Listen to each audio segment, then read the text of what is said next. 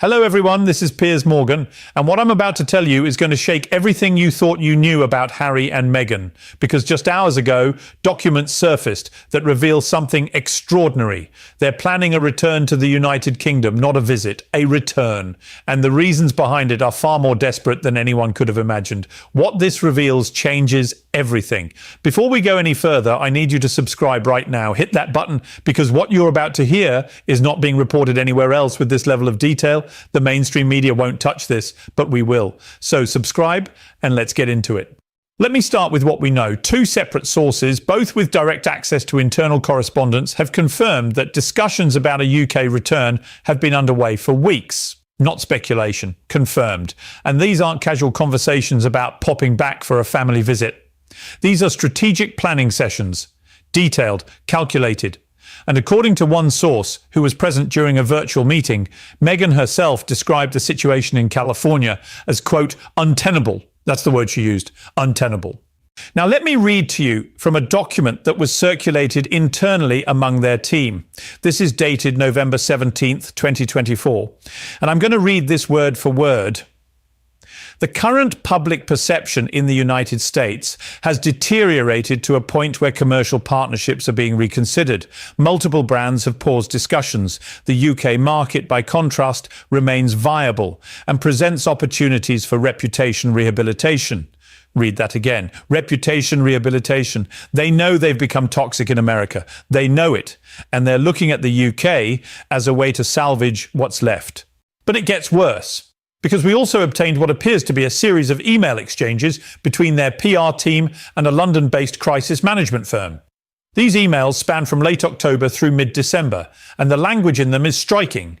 In one email, dated November 2nd, a senior advisor writes, "We need to assess whether a gradual reintroduction to UK public life is strategically sound, given the current climate in Los Angeles.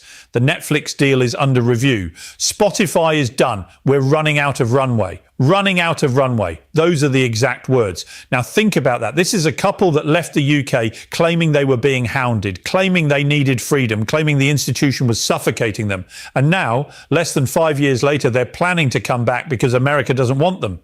The irony is almost too much. Let me show you what else we found. There are photographs. Dozens of them. These were taken over the past 3 months in Montecito at their home during what sources describe as crisis meetings. Now, obviously, faces are redacted in the versions we have access to, but the metadata confirms the dates and locations.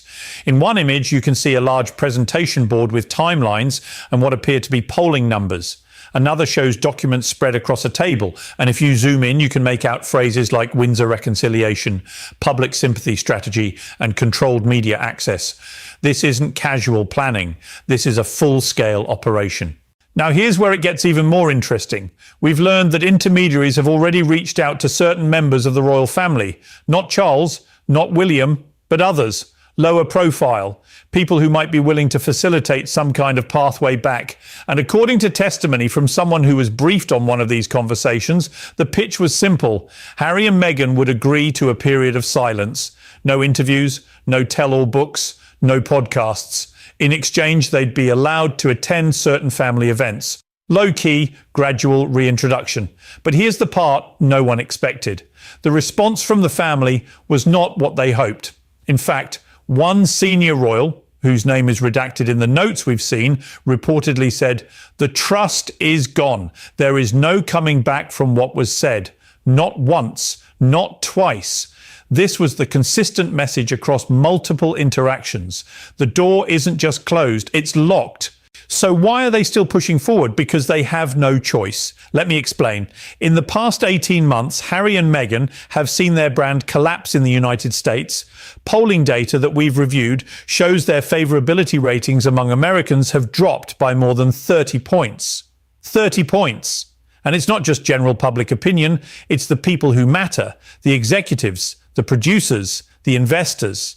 These are the people who decide whether you get deals, whether you get projects, whether you stay relevant, and those people have moved on. We obtained internal documents from a major streaming platform, and I'm not going to name which one, but the language in these documents is brutal. One executive wrote in an internal memo, "We are reassessing all partnerships that carry reputational risk. The Sussex brand no longer aligns with our audience demographics." Another memo, this one from a corporate sponsor, states, "Market research indicates consumer fatigue with Sussex-related content. Recommend distancing." Consumer fatigue. That's corporate speak for people are sick of them. Now let's talk about what actually happened to turn America against them, because this didn't happen overnight. This was a slow burn, and it started with the constant contradictions. They wanted privacy, but they did interview after interview. They wanted to be left alone, but they courted the cameras. They criticized the royal family, but they clung to their titles. Americans noticed, and Americans don't like hypocrisy.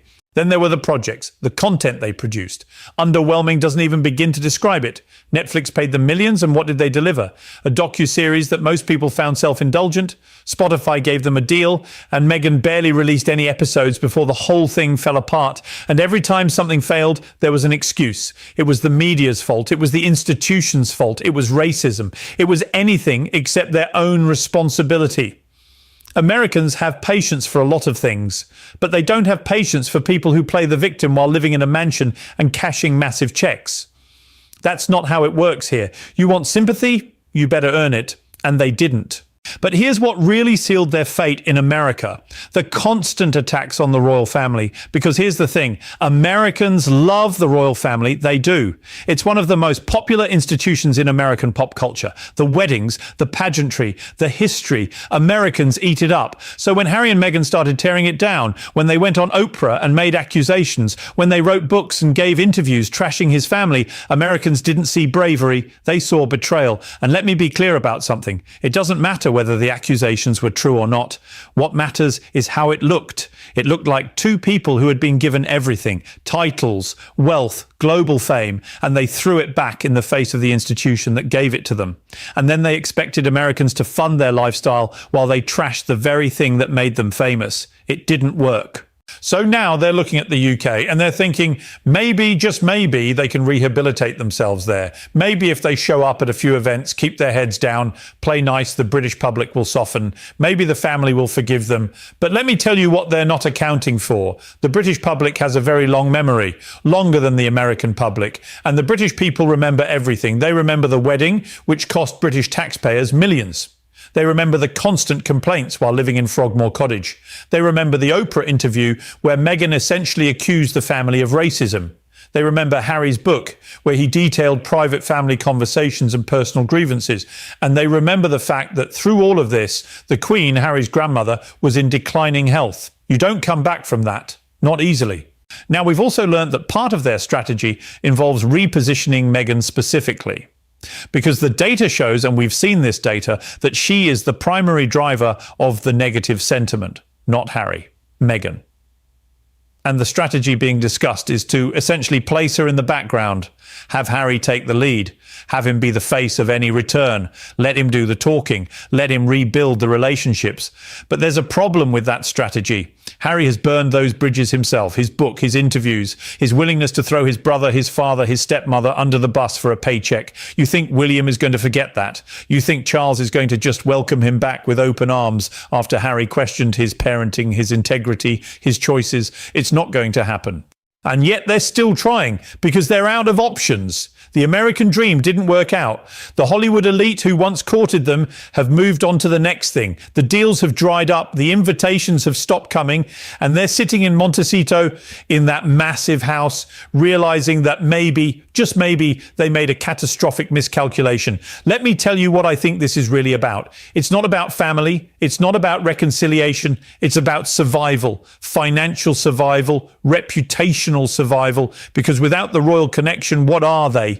He's a spare prince with no role. She's a former actress with a failed podcast and a failed lifestyle brand. Together, they're a cautionary tale about what happens when you mistake fame for substance. And now they want to come back. They want the UK to give them a second chance. They want the family to forgive. They want the public to forget. But here's what they don't understand. You can't have it both ways. You can't trash the institution for years, profit off that criticism, build your entire brand around being victims of that institution, and then expect to waltz back in when it's convenient for you. That's not how this works. The royal family is many things, but it's not a revolving door. You don't get to leave, take your titles with you, use those titles to enrich yourself, attack the family in public, and then come back when your American adventure falls apart. And let's be honest about what this return would really mean. It would mean they were wrong about everything. It would mean the institution they criticized, the family they accused, the country they abandoned was actually better than the alternative they chose. It would mean they failed. And I don't think they're ready to admit that. Not publicly, which is why this whole plan is being done so quietly. No big announcements, no press releases, just quiet conversations, backroom negotiations, feeling out the temperature, seeing if there's any opening at all. But from what we're hearing, there isn't. The family has moved on. William is focused on his own role, his own future. Charles is focused on his reign, his legacy. And neither of them has any interest in relitigating the past or giving Harry and Meghan a platform to cause more drama. So what happens next? Well, if these documents are accurate, and we have every reason to believe they are, we're going to see a very carefully orchestrated campaign over the coming months. Softening language, positive stories planted in friendly outlets, perhaps a charitable initiative launched from the UK. Small steps, testing the waters.